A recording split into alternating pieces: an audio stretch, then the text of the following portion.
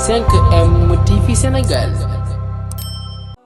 Sëriñ Ahmadou Rafahi Mbacké dañuy laaj ci jamono ju ñu nekk nii ndax dañoo seetlu ne jamono ju ñu nekk nit yi ñu ci ëpp dañoo bëgg a jiite dañuy wax lu nekk di def lu nekk ngir bëgg ñu jiital leen.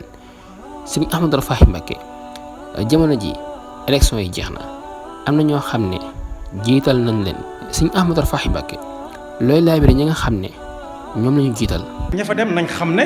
Mbacké. yanu nañ yan bu diis gan. yanu nañ yan bu diis gan.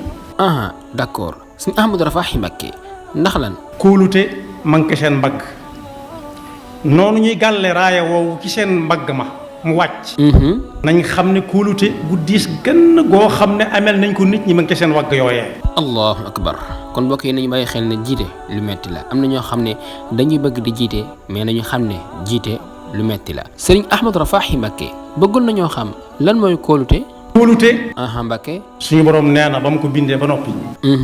gaaral na ko asamaan ndax mën nga ko yanu mu ne ko jéggal ma. allahu akbar mu ne ko lan. mu ne ko jéggal ma. subhanallah allahu akbar kon mbokk yi ñoo déggandoo Sëriñ Ahmadou Rafahi Mbacké li mu wax mu nekk loo xam ne lu am solo la maanaam jiite dafa nekk loo xam ne yombul nit yi nag bëgg nañ jiite koo gis rek mi ngi bëgg a jiite ak lépp lu mën a doon daal da nga xam ne jiite yombul kon mbokk yi koo xam ne da nga kaa jiite daal na nga xam ne ëllëg ko suñu borom subhanahu wa taala dana la laaj naka nga doon jiite ak naka nga doon sàmmee li nga yoroon kon mbokk yi nañu bàyyi xel na jiite nekkul lu yomb. xam naa kon mbokk yi di leen jégalu bu baax rek ci question réponse yi xaw na ci dugg ci scène bi mais nag xawoon na jàpp lool mais lépp loo xam ne daal dañuy gis ne am na njariñ loo xam ne nañ ko dugal ci scène bi mu jariñ nit ñi rek dinañ ko dugal kon fii lañ yem ak yéen jox leen dig daje beneen incha allah fii ci 5M TV Sénégal ngeen wéy di abonné di partager vidéo yi di wéy di ñu topp ci scène bi